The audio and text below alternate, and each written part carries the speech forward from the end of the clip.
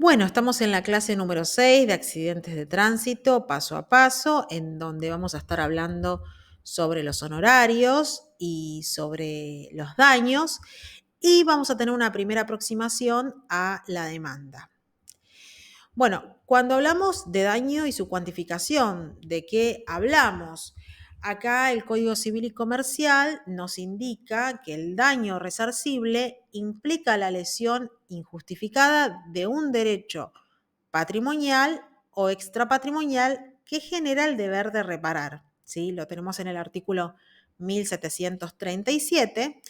Y por el otro lado, tenemos que ver cómo cuantificamos ese daño patrimonial o extrapatrimonial, ¿sí?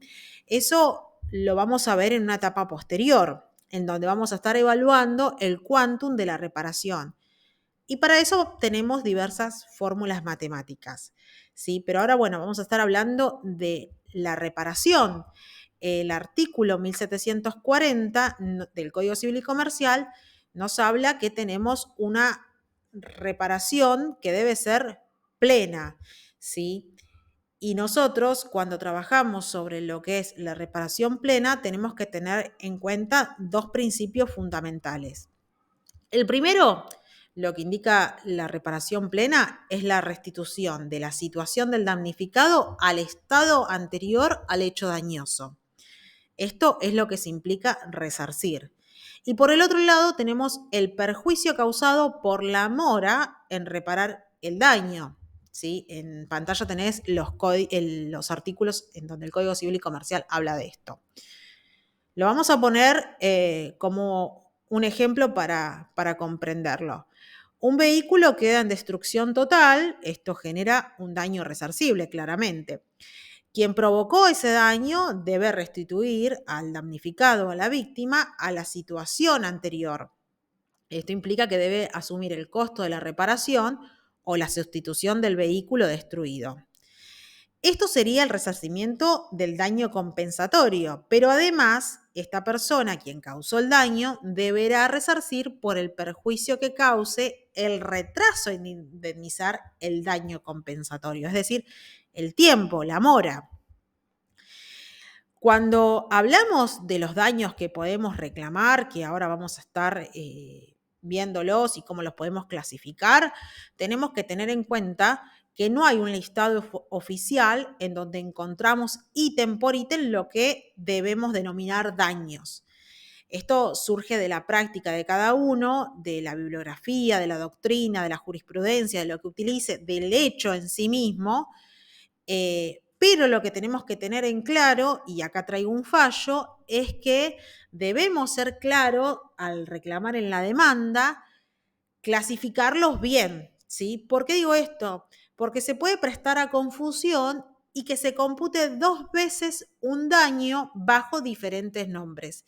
Y esto pasó en un fallo, que acá te lo dejo en pantalla, Sokolowski, Hugo y Raúl, donde, bueno, acá lo tenés en pantalla, pero lo que dice el juzgador es de que no va a proceder a computar uno de los daños que el abogado solicitó porque está 2 veces bajo distintos nombres, ¿sí? Entonces, él hablaba del que es el mismo tipo de perjuicio, ¿sí? Entonces, por eso, este fallo hay que tenerlo en cuenta, Sokolowski, Hugo y Raúl contra otros, perdón, y otros contra Secretaría de Inteligencia del Estado y otros, que tenemos que tener en cuenta y ser claros a la hora de ver qué daños podemos reclamar. Y muchas veces quizás no es fácil, ¿sí? Porque de acuerdo a las circunstancias o al siniestro que se da, es complicado. Bueno, ¿qué daños podemos reclamar? Gastos médicos, kinesiología, terapistas, traslado, farmacia. Estos daños se presumen, ¿sí? Los gastos de farmacia, por ejemplo, yo tuve un profesor en la facultad que dijo, no pidan oficio a la farmacia para ver si realmente la factura que muestran es verídica, porque ya se presume, ¿sí? Que si hay un siniestro, esos gastos se presumen, ¿sí? Otro ítem interesante es los daños de la vestimenta del día del siniestro, ¿sí? Supongamos que En el siniestro, nuestro cliente queda en el piso, la ropa se destruye, pierde la cartera, pierde la mochila. Bueno, estos daños también se presumen, ¿sí?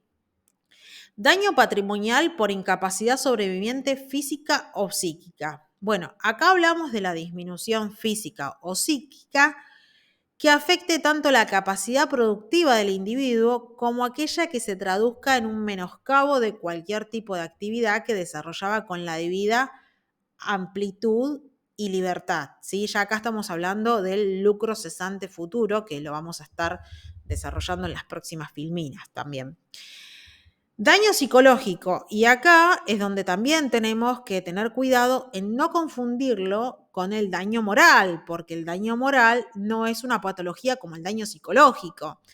¿Qué pasa si nuestro cliente después del siniestro, que uno quizás dice, ay, no pasó nada, porque no te pasó nada, porque quizás a mí me pasó que iba andando en bicicleta y me abrieron la puerta, tuve un moretón en el brazo y no fue nada a lo que es un accidente de tránsito. Pero yo recuerdo que estuve un tiempo con miedo a andar en bicicleta y que me lleven puesta otra vez. Bueno, después tenemos el daño moral. Lo tenemos en el artículo 1741 de nuestro código, que lo define como toda lesión espiritual o agravio a las afecciones íntimas y en general toda clase de padecimientos, incluyendo también las molestias en la seguridad personal de la víctima o el goce de sus bienes.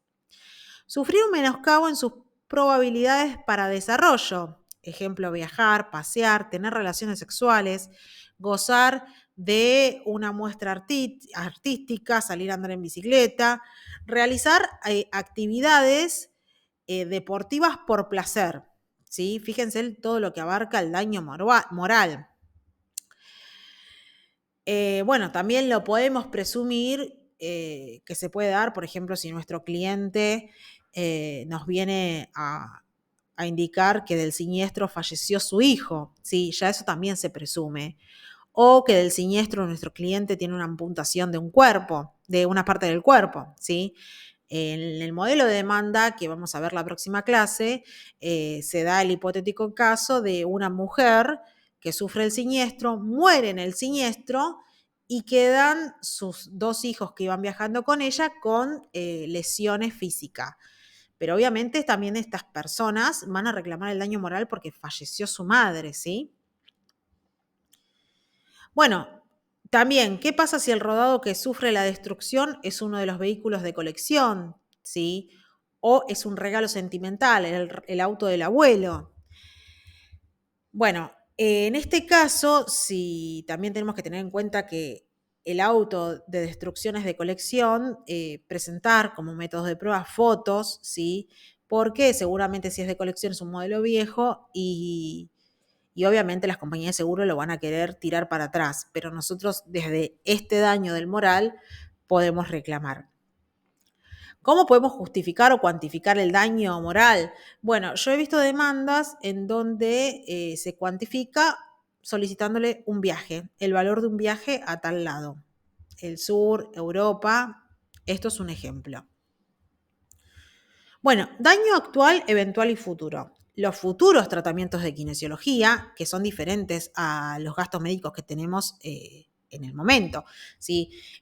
Tengamos en cuenta que si tenemos un siniestro, hay tratamientos de kinesiología que duran meses, terapistas ocupacionales, ¿sí? Que meses, llegan años, fisioterapia, operación, vuelve la operación, o sea, estos tratamientos continúan. Y cuando hablamos de lucro cesante, se trata de lo que se dejó de percibir. Es un daño cierto que debe ser probado por quien lo invoca. Ejemplo, las ganancias obtenidas. Bueno, en este caso, supongamos que nuestro cliente es chofer de un taxi, de un Uber, y venía ganando, vamos a suponer, 1,5 millones de pesos por mes. Y de repente pierde esto por este siniestro. Bueno, acá vamos a estar reclamando este lucro cesante, ¿sí? La pérdida de chance, bueno, ¿cómo se calcula? La pérdida de chance vamos a darlo también a modo de ejemplo. Supongamos que nuestra cliente es una modelo y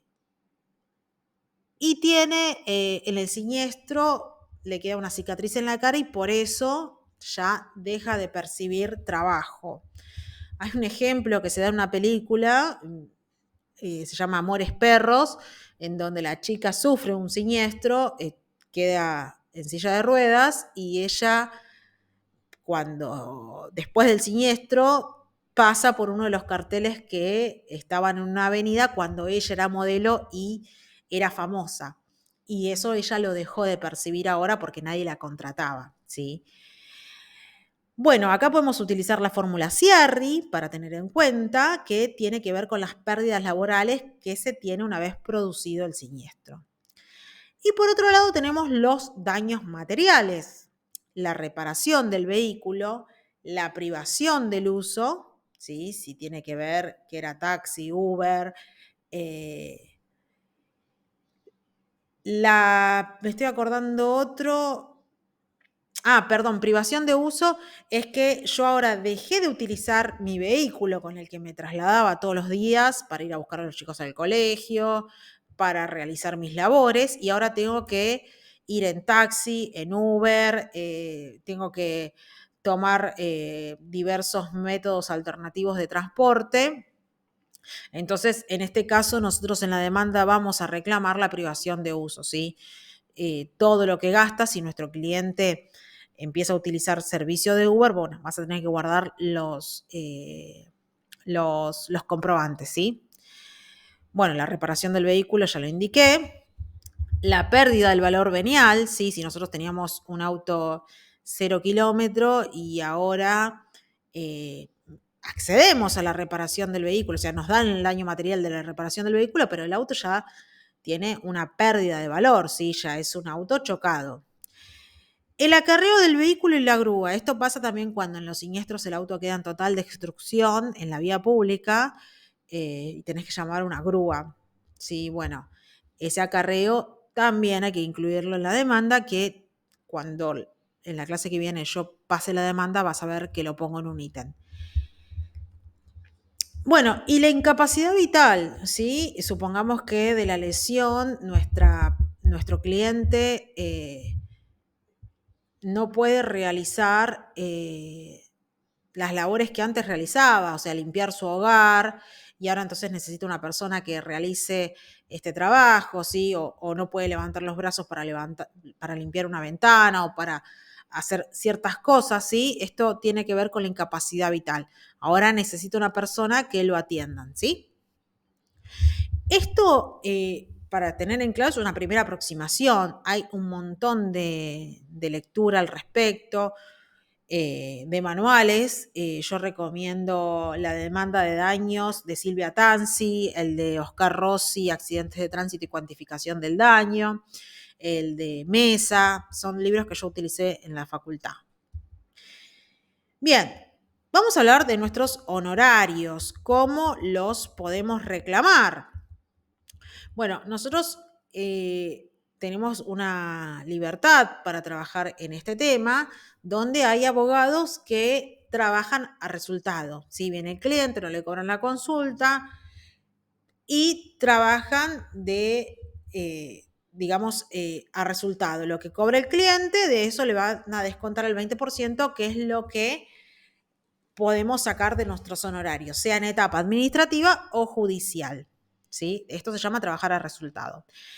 Muy importante que esto quede plasmado en un acuerdo de cuota litis, en donde debemos detallar bien las obligaciones, explicamos un poco cómo es el proceso para que el cliente se lo lleve impreso y detallamos qué vamos a cobrar, ¿sí? También podemos cobrar lo que es la apertura de carpeta, en donde el cliente nos da un adelanto para que nosotros estemos realizando nuestros escritos y demás, o el escrito que puse en las primeras clases de reclamo administrativo a la compañía de seguro, ¿sí? Y después, obviamente, el 20% de lo que el cliente va a cobrar. Después tenemos la opción de cobrar por partes, ¿sí? En donde hacemos un acuerdo con el cliente, que si vamos a las audiencias, el cliente nos tiene que abonar por nuestra intervención, ¿sí? Por acompañarlo. En este orden de idea, nosotros también debemos armar un presupuesto para que el cliente se lo lleve y sepa lo que está pagando, ¿sí? Ahora, ¿qué pasa si estamos en una etapa judicial? Ya presentamos la demanda, trabamos la litis y el cliente nos revoca el poder y nos cambia por otro abogado. Bueno, nosotros podemos pedir la regulación de honorarios de lo trabajado hasta el momento, ¿sí? Y también muy importante que en el acuerdo de cuota litis, que te nombré anteriormente, pongas una cláusula sobre este tema, ¿sí? Que el cliente tiene la total libertad de cambiar de abogado, pero que debe saber que debe abonar los honorarios trabajados hasta el momento, ¿sí? Bueno, vamos a hablar de la demanda, cómo la vamos a presentar. La demanda la voy a mostrar en la próxima clase, pero acá vamos a hablar un poco de algunos aspectos generales de la etapa judicial. Para que nos admitan la demanda, ya sabemos que tenemos que tener el acta de mediación cerrada, ¿sí? Y vamos a hablar sobre la legitimación activa para el reclamo. Y acá esto es muy importante, ¿sí? ¿Quiénes tienen esta legitimación? Bueno, nos vamos a remitir al Código Civil y Comercial en su artículo 1772, donde se admite que la reparación del menoscabo a un bien o a una cosa puede ser reclamada por el titular del derecho real, tenedor y poseedor de buena fe de la cosa, ¿sí? Entonces, de esta legitimación surge que para reclamar por la desvalorización venal tenemos al titular registral, al dueño, al propietario no registral, fíjense, el propietario no registral, el tenedor, el poseedor de buena fe, el usuario del automóvil, quien surja de un boleto de compra-venta o de la denuncia de venta efectuada en el registro correspondiente. Y ahora te voy a explicar cómo esto hay que ponerlo en la demanda, ¿sí? Y un paréntesis que vamos a hacer acá es que fíjate que para nosotros tener la legitimación activa, encontramos que acá dice el usuario del automóvil quien surja de un boleto de compraventa. Y te invito a que busques las clases anteriores donde hablamos de este tema, ¿sí? Porque nosotros, si vamos a reclamar a alguien, vamos a reclamarle al titular registral, al dueño o al guardián, ¿sí? Y en las clases pasadas hablamos de la denuncia de venta. Y también hablamos que el boleto de compra-venta no te exime, ¿sí? Pero acá, si sos quien sufriste el siniestro y solamente tenés un boleto de compra-venta, en este caso sí podés reclamar la reparación, ¿sí? Ojo con estos dos supuestos. ¿Y por qué tantos sujetos tenemos para reclamar? Bueno, acá la jurisprudencia con un amplio criterio reconoce la facultad de iniciar la demanda por daños del vehículo a quien lo usa en el momento del siniestro, ¿sí? Vuelvo a lo mismo, me chocan el auto, pero yo solamente tengo el boleto de compraventa, o sea, no tengo ni la transferencia, el titular anterior no hizo la denuncia, solo tengo un boleto de compraventa y yo lo estaba usando en el momento, es mi auto. Bueno, acá la jurisprudencia indica que sí, estás legitimado para reclamar. Pero si vos sos quien produce el siniestro y tenés el boleto de compraventa, acá surge otro supuesto que están en los videos anteriores, ¿sí? Bueno, ¿esto por qué se da? Esto lo dice en pantalla que en razón de que el derecho de uso no requiere más pruebas que su propio ejercicio y que la posesión del vehículo basta para reclamar la reparación de daños sufridos por él.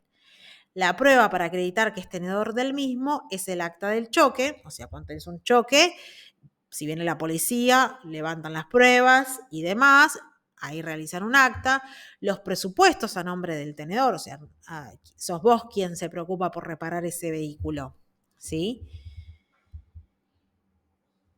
Bien, y para reclamar las consecuencias no patrimoniales, esto lo tenemos en el artículo 1741, que nos indica que está legitimado para reclamar la indemnización de las consecuencias no patrimoniales el damnificado directo.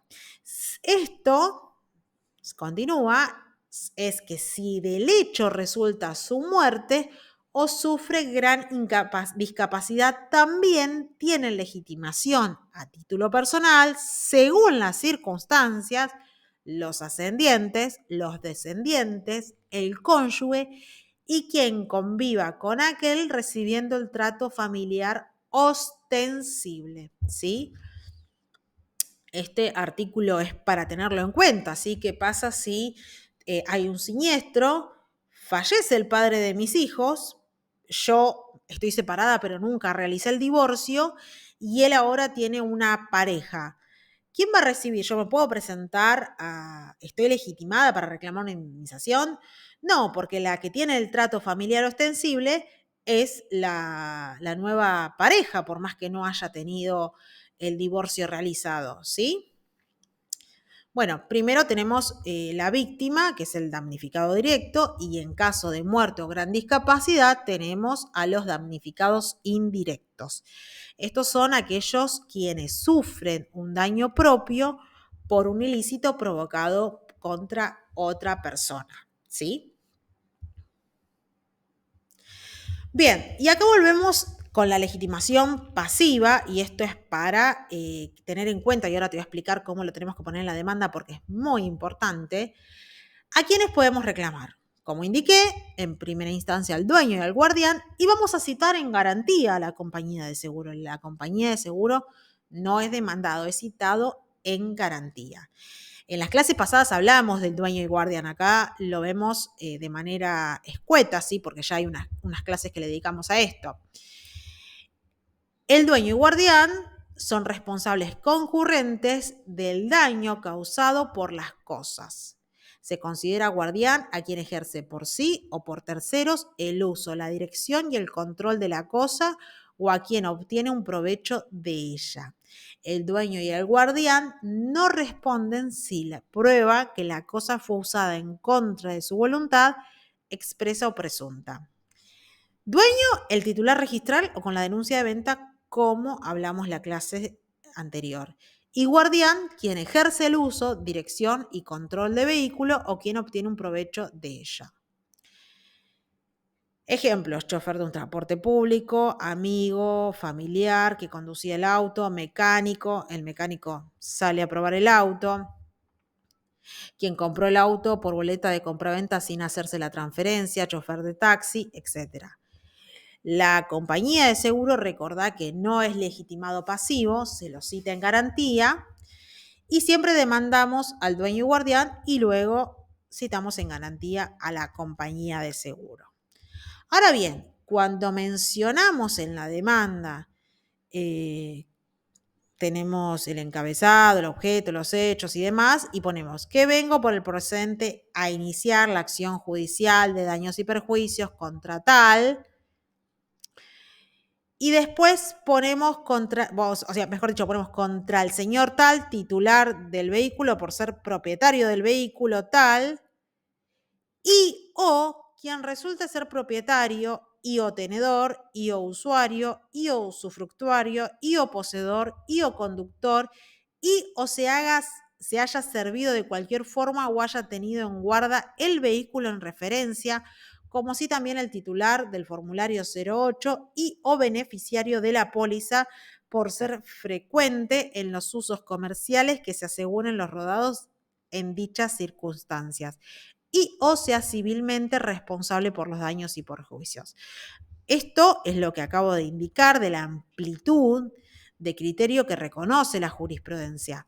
Entonces, nosotros cuando empezamos a producir la prueba, o mejor dicho, cuando se empieza a producir la prueba, van a surgir otras cosas. No, yo ya vendí el vehículo. No, yo tengo el boleto de compraventa. Bueno, fíjate en las clases anteriores cómo podemos subsanar esto, ¿sí? ¿Quién va a responder al final? ¿Sí?